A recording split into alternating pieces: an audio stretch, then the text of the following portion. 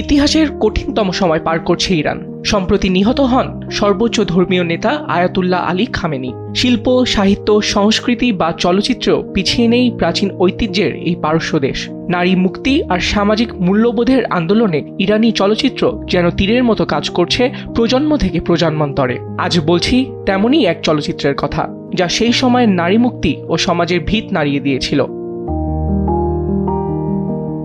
স্টেডিয়ামের ভেতর গর্জে উঠছে হাজারো কণ্ঠ।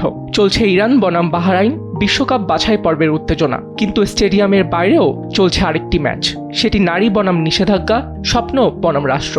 ইরানিয়ান পরিচালক জাফর পানাহি পরিচালিত অফসাইড শুধু ফুটবল নিয়েই সিনেমা নয়, এটি ইরানের মেয়েদের স্বপ্নভঙ্গের দলিল।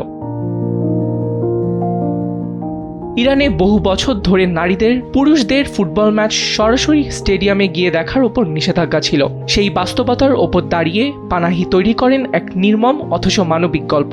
কয়েকজন ফুটবল প্রেমী তরুণী সিদ্ধান্ত নেয় তারা যেভাবেই হোক স্টেডিয়ামে ঢুকবে। তাই তারা ছেলেদের পোশাক পরে, চুল ঢেকে, কণ্ঠ বদলে গ্যালারিতে ঢোকার চেষ্টা করে, কিন্তু গেটেই তারা ধরা পড়ে যায়। তাদের নিয়ে যাওয়া হয় স্টেডিয়ামের ভেতরেই লোহার ব্যারিকেড দিয়ে ঘেরা এক ছোট জায়গায়।